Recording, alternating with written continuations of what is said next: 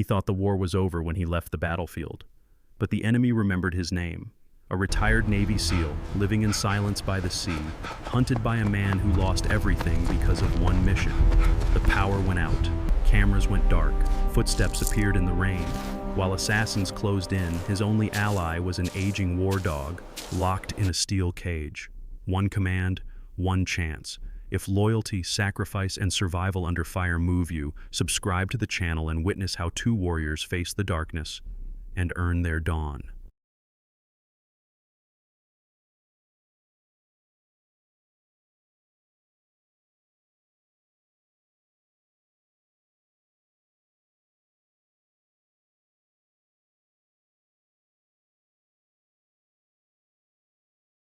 Cold Atlantic wind rolled in from the gray horizon, carrying salt, rain, and the low hum of distant waves as dawn struggled to reach a quiet coastal neighborhood that never truly slept. Ethan Walker stood barefoot on the wooden deck of his small beachside house, shoulders squared despite the chill, breathing in slow, measured counts the way he had been trained to do years ago. At 33, he was tall, just over 6'2", with a powerful, disciplined build shaped by decades of conditioning rather than vanity. His arms were thick with dense muscle, veins faintly visible beneath weathered, sun-darkened skin that told stories of deserts and oceans far from this peaceful shore. His hair was cut regulation short, dark brown with a hint of copper when the light hit it right, already flecked with premature gray near the temples. A thin scar ran diagonally along his left jaw, giving his face a sharper, more severe edge. His eyes were steel blue, calm on the surface, but always scanning, always measuring distance, threat, and escape. To anyone passing by, Ethan looked like a quiet veteran who had chosen isolation over company. He wore plain clothes, drove an old pickup, spoke politely but rarely, and never raised his voice. He nodded to neighbors, helped when asked, and vanished before conversations could grow too personal. What they didn't see was the rigid discipline behind every movement, the way he positioned his back to walls, how his hands never strayed far from center line, or how his gaze instinctively followed reflections in glass. Ethan Walker was not just a former Navy SEAL. He was a man who had never truly left the battlefield. Behind him, sitting perfectly still near the sliding door, was Rex. Rex was a Belgian Malinois, 9 years old, his age evident only in the faint silvering around his muzzle and the slight stiffness in his rear legs when he rose too quickly. His coat was short and burnished, a blend of tan and black that camouflaged effortlessly in both urban and desert environments. His ears stood alert, triangular and sharp, swiveling almost imperceptibly as he cataloged every sound. Rex's amber eyes were intelligent, focused, and unsettlingly human in their awareness. He wore no collar inside the house, yet his posture alone marked him as a working dog, trained, disciplined, and always on duty. Rex was not a pet. He was a canine operator, trained in detection, assault, tracking, and silent movement. He had fast-roped from helicopters, cleared rooms under fire, and waited motionless for hours beside Ethan in hostile territory. He understood hand signals, whispered commands, and subtle shifts in breathing. More importantly, he understood Ethan's silences. The bond between them had been forged in blood and dust during a mission in the Middle East 3 years earlier, a classified operation that had gone catastrophically wrong. Ethan had lost his team that night, men he had trained with, trusted with his life. Rex had been the only one to make it out alive with him, dragging himself through smoke and shrapnel to reach Ethan after an explosion tore through their extraction point. Since then, Rex had not left his side, and Ethan had never once slept without knowing exactly where the dog was. Ethan exhaled slowly, his breath fogging in the morning air. The ocean should have been calming, but it wasn't. Not anymore. He could hear the surf, but beneath it, his mind replayed other sounds, rotor blades, shouted commands, the crack of gunfire, and the sudden deafening silence that followed. He flexed his fingers, grounding himself in the present. Rex stood and moved to his side without a command, pressing his shoulder lightly against Ethan's leg. The pressure was deliberate, practiced, a grounding technique taught to service dogs for handlers suffering from combat stress. "I'm good," Ethan murmured, more to Rex than himself. Rex didn't respond because he didn't need to. He simply stayed. By day, Ethan worked freelance maritime security, routine inspections, escort contracts, nothing that raised eyebrows. By night, he trained. His house was modest, but beneath it was a reinforced room disguised as storage, stocked with emergency supplies, medical kits, and equipment he hoped never to use again. He He ran drills after sunset, moving through the darkened rooms with Rex at his heel, practicing silent entries and defensive positioning. Discipline was survival, and survival was habit. Ethan's personality had once been different. Before the mission, he had laughed easily, trusted quickly, believed that skill and preparation could overcome anything. Afterward, those traits had been burned away, replaced with restraint and vigilance. He was not cruel or cold, but distant, like a man always listening to a radio signal no one else could hear. With civilians, he was respectful and controlled. With authority, he was cooperative but guarded.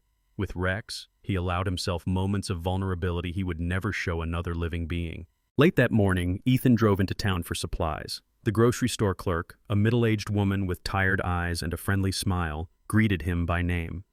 "Morning, Ethan," she said casually. He returned the greeting with a nod and a brief smile that never quite reached his eyes. Rex waited outside in the truck, sitting upright, watching the entrance, memorizing faces. When Ethan returned, Rex's tail thumped once against the seat, subtle, restrained, but unmistakably pleased. As they drove back along the coastal road, Ethan noticed the same unmarked sedan parked near the dunes, half hidden by tall grass. It might have been nothing. Tourists got lost all the time. Still, Ethan's jaw tightened, and he took note of the angle of the car, the lack of beach gear, the way its windows reflected too little light. Rex lifted his head, ears forward, sensing the shift in Ethan's breathing. That night, the rain returned, heavier than before, drumming against the roof like distant artillery. Ethan sat at the kitchen table, cleaning a utility knife with methodical precision. Rex lay nearby, eyes half closed but alert. The house was dark except for a single lamp, its light casting long shadows across the floor.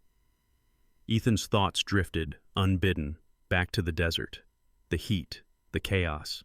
The moment he realized his team was gone, guilt tightened in his chest, a familiar ache. He had survived. Again. "I should have seen it," he whispered, the words barely audible over the rain. Rex's eyes opened fully. He rose and placed his head on Ethan's knee, warm and solid. Ethan rested his hand on the dog's neck, fingers brushing the thick fur, grounding himself in the present. Whatever shadows followed him, whatever enemies the past might still hold, this moment was real. This bond was real. Outside, unseen, the ocean kept its rhythm, and the darkness watched quietly. Chapter 1 ended, not with violence, but with the heavy, fragile calm of two survivors standing guard against a world that had not finished testing them. The second night after the rain came colder, sharper, as if the ocean itself had drawn a line and dared anything living to cross it. Ethan Walker woke at 02:17 without an alarm, eyes opening into darkness, breath already controlled. The house was silent in the way that meant something was wrong. Not empty, never empty, but paused. Rex was already standing at the foot of the bed, muscles coiled beneath his short coat, ears angled forward, tail rigid. The dog's silence was more alarming than a growl. Rex only held that posture when he detected something distant, uncertain, and potentially lethal. Ethan slid a hand beneath the mattress and wrapped his fingers around the grip of a compact flashlight, not a weapon, not yet. He rose without sound, every movement economical, his bare feet finding the cold floorboards with practiced precision. His height made him an easy target in most civilian spaces, but years of training had taught him how to fold his broad frame into shadows, how to become smaller without ever becoming weaker. His shoulders rolled once, loosening tension, his jaw tightening as memory brushed the edges of his thoughts. Nights like this had never ended well overseas. He reached the hallway window and peered through the narrow gap in the blinds. The streetlight at the corner flickered, then died completely, plunging half the road into darkness. A local outage was possible, but the timing was too clean, too deliberate. Rex moved beside him, nose low, drawing in the air, his breathing slow and controlled. The dog's training had taught him to separate the mundane from the dangerous. Raccoons, stray cats, passing joggers meant nothing. This scent did. Ethan followed Rex to the back door, where the security monitor glowed faintly. One camera feed was static. Another showed the yard at an odd angle, as if it had been nudged, just enough to blind a portion of the fence line. Ethan's pulse remained steady, but something cold settled behind his sternum. Someone was testing him. At dawn, Ethan drove into town, his posture relaxed to any casual observer, but his eyes missed nothing. He stopped at a small marina cafe he rarely visited, choosing unpredictability over comfort. That was where he noticed her. She sat alone near the window, a mug of black coffee untouched before her, posture straight but not rigid. She was in her early 30s perhaps, slender without being fragile, with ash-blonde hair pulled into a loose knot that exposed a long, graceful neck. Her skin was pale but healthy, marked by faint freckles across the bridge of her nose. She wore simple clothes, jeans, a gray sweater, boots scuffed just enough to suggest travel rather than fashion. What drew Ethan's attention wasn't her appearance, though she was quietly striking, but her eyes. They were a soft green, observant, alert, and they tracked movement with the subtlety of someone trained to watch without staring. When their gazes met, she didn't look away immediately. She smiled, brief and polite, then returned her attention to the window. Ethan ordered his coffee and sat with his back to the wall, Rex waiting outside, watching reflections in the glass. The woman stood a moment later, passing close enough that Ethan caught a faint scent of antiseptic and metal. Hospital corridors, weapons cleaning rooms. "You live near the dunes," she said casually, her voice calm, low, carrying no accent he could place. It wasn't a question. Ethan looked up slowly. "I do," he replied. She nodded once. "Power company's been having trouble out there." A pause. "You might want to check your cameras." Then she left, the bell above the door chiming softly behind her. Ethan didn't follow her with his eyes, but every instinct he had sharpened toward the echo of her words. She hadn't threatened him, she hadn't warned him either, she'd informed him. That was more unsettling. Back home, the signs multiplied. Fresh boot prints appeared near the fence line, partially erased, military tread, size too large for casual wear. Rex found them first, stopping abruptly, head low, a soft huff leaving his chest. The dog circled once, then sat, staring at the ground. That was Rex's signal. Confirmed intrusion, unknown intent. Ethan knelt, fingers brushing the damp soil. Whoever it was had stood there for minutes, not seconds, watching, learning patterns. That evening, the man who watched Ethan from afar finally allowed himself to step into view of the house, though not into sight. His name was Victor Halev, though he had used many names across many borders. In his early 40s, Victor was tall and lean, his frame wiry rather than muscular, built for endurance over brute force. His face was sharp and narrow, cheekbones prominent, skin weathered and pale, bearing the faint scars of old shrapnel wounds. His hair was dark, worn long and tied back at the nape of his neck, streaked with gray. A rough beard shadowed his jaw, unkempt but intentional, giving him a feral edge. His eyes were dark and hollow, the kind shaped by loss rather than anger. Victor had once been a soldier, then a mercenary, then something less definable. Years earlier, his wife and young daughter had been killed during a night raid conducted by a joint task force. Official reports called it collateral damage. Victor called it execution. He had spent years tracing the men involved, dismantling his own life piece by piece until only the hunt remained. Ethan Walker's name had surfaced recently, buried deep in declassified fragments and whispers traded in back rooms. The dog intrigued Victor most of all. Dogs were variables, dangerous ones. From his vantage point, Victor observed the house, the way the lights came on and off, the shadows that moved with purpose. He smiled faintly, not with satisfaction, but recognition. "You survived," he murmured to himself. "So did I." Inside, Ethan sat at the table with a map spread before him, Rex lying beneath, eyes open. The woman from the cafe lingered in his thoughts. She had moved like someone used to danger but tired of it. He didn't know yet whether she was a threat, an ally, or a warning sent by fate itself. What he did know was that the perimeter had been breached, the quiet shattered. The past had found him again, and it was patient. Rex shifted, placing a paw lightly against Ethan's boot. The message was clear. They were no longer alone. The storm arrived without warning, rolling in from the Atlantic like a living thing, dragging thunder and wind behind it until the sky over the coastal town collapsed into darkness. Rain struck the house in hard, slanted sheets, rattling the windows and drowning the sound of the surf.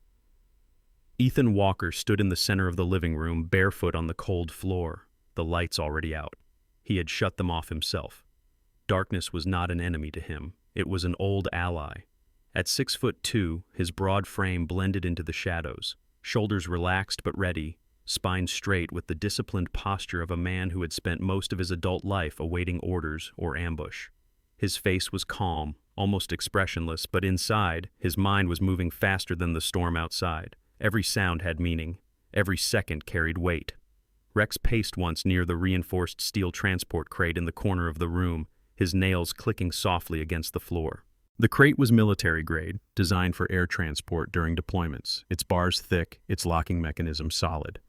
Ethan hated using it, but tonight demanded preparation over comfort. Rex was 9 years old, experienced, powerful, but still flesh and bone. Ethan needed to control the battlefield, and that meant controlling variables, even the one he trusted most. Rex's ears flicked back as Ethan approached. The dog did not resist as Ethan guided him inside, though his eyes never left Ethan's face, amber and alert. "Stay," Ethan said quietly. Rex obeyed, sitting, muscles tense beneath his short tan and black coat. He understood restraint, but his breathing deepened, a sign of unease. Ethan locked the crate, resting his forehead briefly against the cool metal. "I'll come back," he added, voice low but steady. The power died seconds later, not a flicker, a clean cut. The hum of the refrigerator vanished, followed by the distant streetlight outside. The house fell into total silence except for the storm. Ethan exhaled slowly. He had expected this. He moved toward the hallway, his steps measured, his bare feet avoiding loose boards he had memorized long ago. His skin prickled, instincts sharpened by years of close calls. This wasn't a random attack, it was staged. The first window shattered at the rear of the house, glass sprang inward with the force of a controlled strike. Ethan dropped low instantly, rolling behind the kitchen counter as rain and wind poured through the opening. 2 figures followed, moving fast, coordinated, dressed in dark tactical clothing that absorbed what little light remained. They were men in their late 20s or early 30s, lean and athletic, faces partially covered, eyes cold and focused. Professionals, hired, trained, and disposable. Ethan didn't hesitate. He surged forward, using the counter as cover, his body a blur of controlled violence. His fist connected with the nearest attacker's throat, crushing the windpipe before the man could raise his weapon. The second attacker swung, blade flashing briefly in the lightning-lit darkness. Ethan twisted, feeling the blade slice his upper arm, hot pain blooming, but he ignored it. Pain was information, nothing more. He drove his shoulder into the man's chest, sending him crashing into the wall. The storm outside masked the sounds of the struggle, thunder swallowing impacts and gasps. Ethan fought economically, every movement precise, conserving energy, controlling space. Blood slicked his forearm, rain mixing with it, but his stance never faltered. Within seconds, both attackers lay still on the floor, their bodies unmoving, weapons scattered. Ethan stepped back, chest rising and falling slowly, listening. From the corner of the room, Rex let out a low, frustrated whine, the sound vibrating through the metal crate. The dog could hear everything. He could smell the blood, sense Ethan's injury, feel the presence of something worse still approaching. Ethan glanced toward him, nodding once, a silent reassurance. That was when the third presence made itself known. A slow clap echoed through the ruined kitchen, deliberate, mocking. A tall figure stepped into the edge of the lightning's glow, rain dripping from his long coat. Viktor Halev moved with the confidence of a man who had survived too many battles to fear another. Up close, his face was sharper than Ethan had imagined. High cheekbones, deep-set dark eyes, a mouth permanently set in a thin, humorless line. His beard was rough, streaked with gray, framing a face hardened by years of loss. He carried himself like a soldier who had long ago stopped believing in causes and now believed only in outcomes. "You still fight like them," Viktor said, his voice calm, accented, carrying faint traces of Eastern Europe. Efficient, cold. Ethan didn't respond. He shifted his weight subtly, injured arm held close to his body. Viktor's gaze flicked toward the crate, then back to Ethan. A faint smile tugged at the corner of his mouth. "You brought the dog," Viktor continued. "That was a mistake." He moved faster than Ethan expected, weapon already raised. Ethan reacted on instinct, lunging, but the angle was wrong. The butt of the weapon struck his temple, white light exploding behind his eyes. He staggered, dropped to one knee, rainwater and blood soaking into the floor beneath him. Viktor stood over him, gun pressed firmly against Ethan's head. "Stand down," Viktor said quietly. or I kill the dog first." Rex exploded into motion, slamming against the crate, metal groaning under the force. His bark was furious, desperate, echoing through the house. Ethan froze. His jaw clenched so hard it ached. Every instinct screamed to move, to attack, but discipline, earned through years of command, held him in place. "You see," Victor said, crouching slightly, his eyes level with Ethan's. "You survived that night. My family did not. Your commanders called it an accident. I call it theft. You took everything from me." Ethan met his gaze, steel blue eyes unflinching despite the blood running down his face. "I followed orders," he said. Victor laughed softly, a hollow sound. "So did I, once."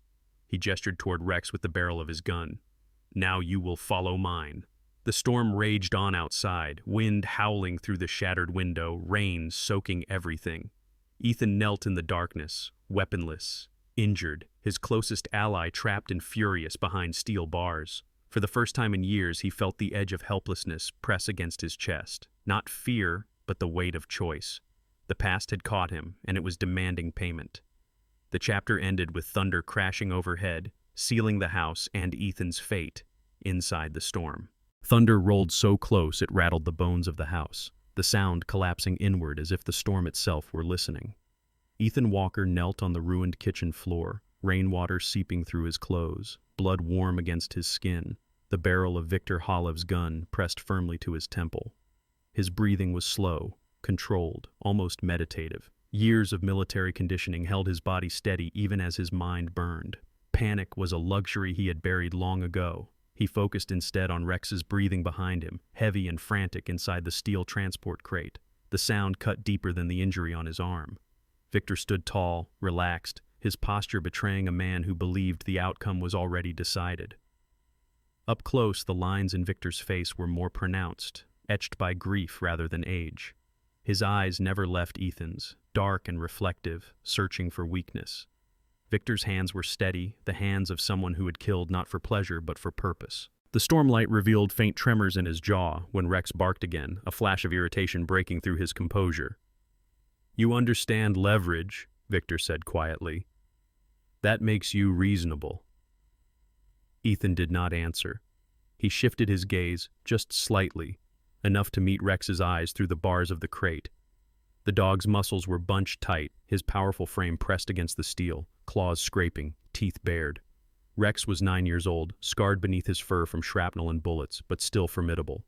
His coat was slick with rain that had blown in through the shattered window, his amber eyes blazing with focus rather than fear. This was not confusion. This was restraint, pushed to its limit.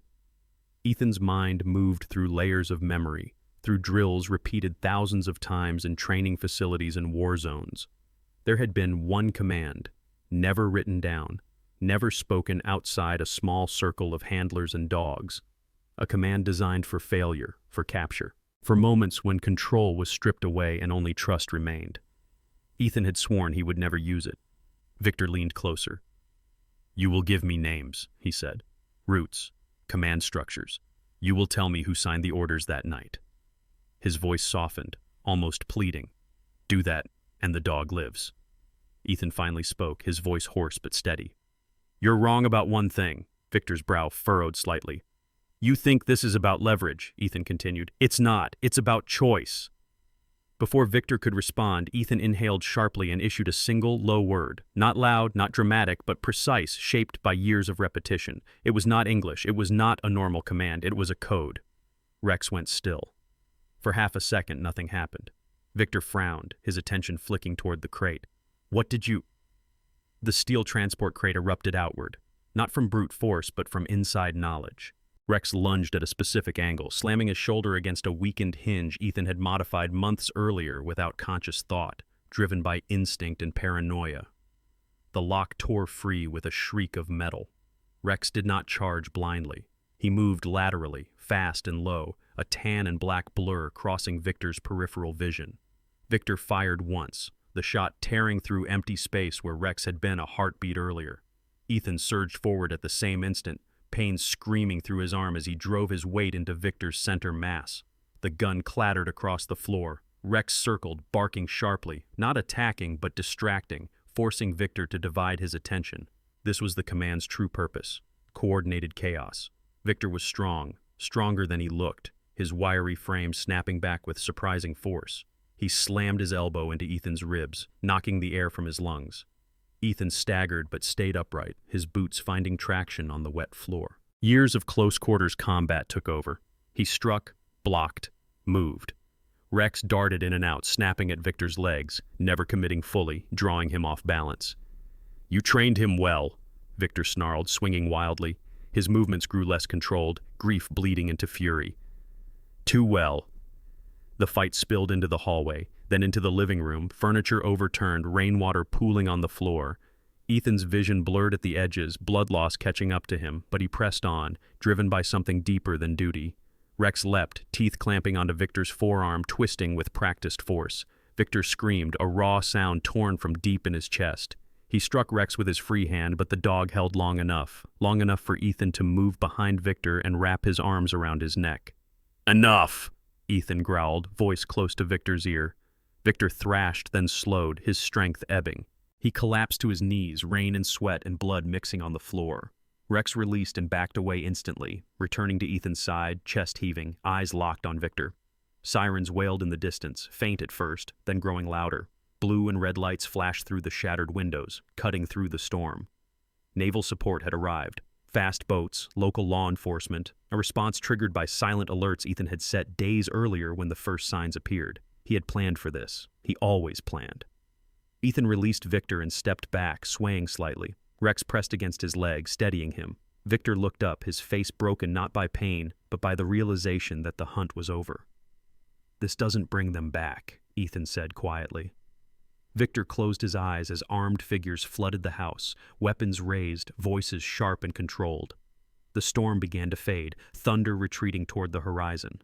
Ethan sank to the floor beside Rex, exhaustion finally claiming him as medics rushed forward. He rested his forehead against Rex's, breathing him in, alive.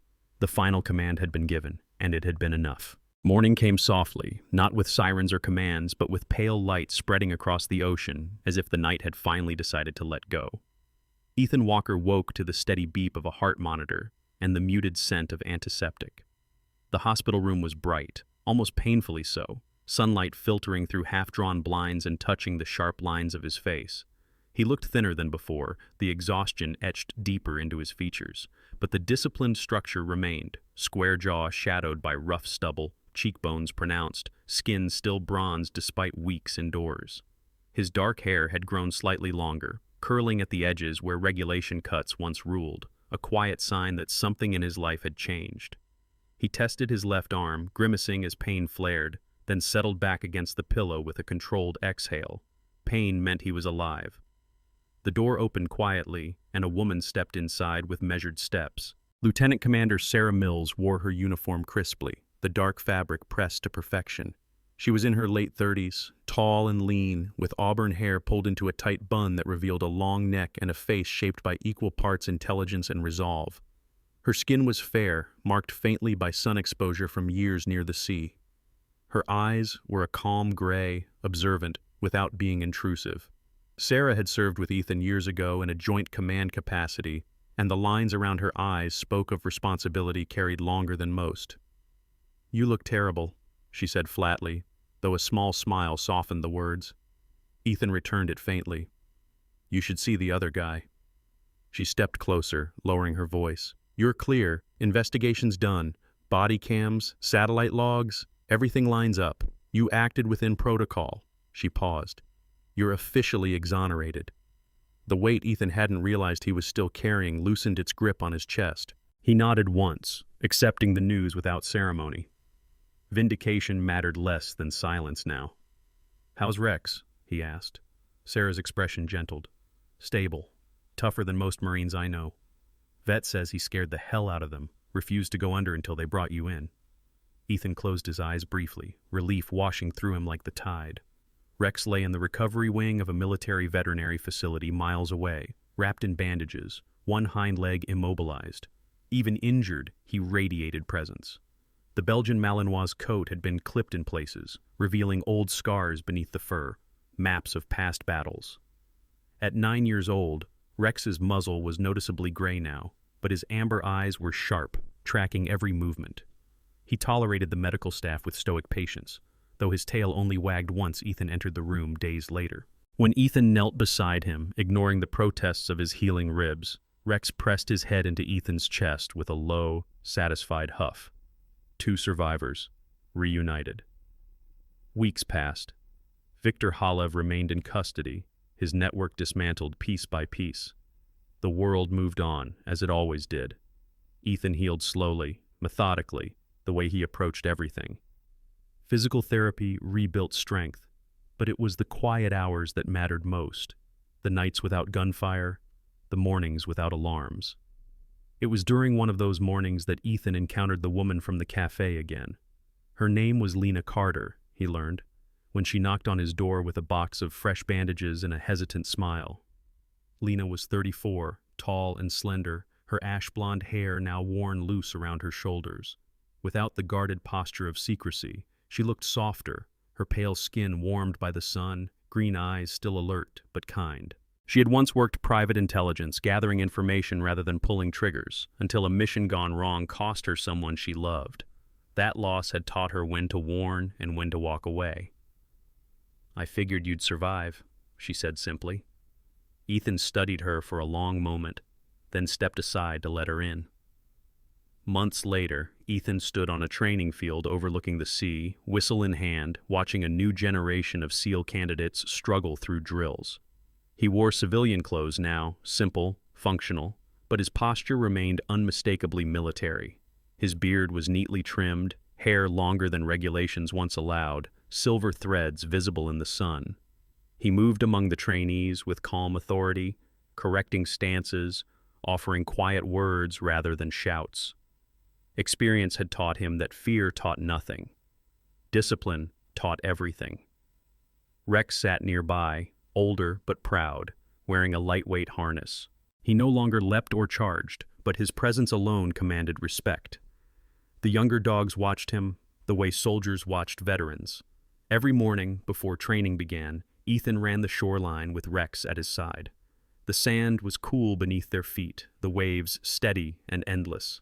There were no shadows chasing them now, only the rhythm of breath and the distant cries of seabirds. Ethan had not abandoned the fight. He had chosen a different one. As the sun climbed higher, Ethan slowed, resting a hand on Rex's shoulder. "We're good," he said quietly. Rex's tail swayed once, content. The past no longer hunted them. The dawn held no threats. 2 warriors remained, scarred but standing, no longer alone.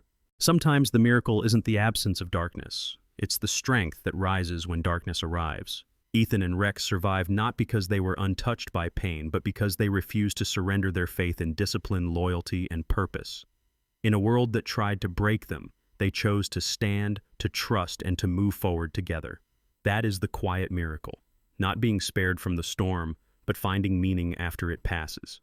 In our daily lives, we may not face gunfire or battlefields, but we all carry unseen wars, fear, loss, exhaustion, doubt. Like Ethan, we are tested when no one is watching. Like Rex, we are strongest when we remain loyal to what is right, even when it hurts. Healing is not forgetting the past. It is learning to walk into each new morning without letting yesterday control our steps. If this story touched you, reminded you of your own struggles, or gave you strength, don't keep it to yourself. Share it with someone who needs hope. Leave a comment about what part spoke to you most. Subscribe to the channel so more stories like this can reach those who are still searching for light. May God bless everyone watching and reading this. May He protect those who feel alone, heal those who are wounded in body or spirit, and guide all of us toward peace, courage, and purpose. Until the next story, keep moving forward and never underestimate the miracle of surviving together.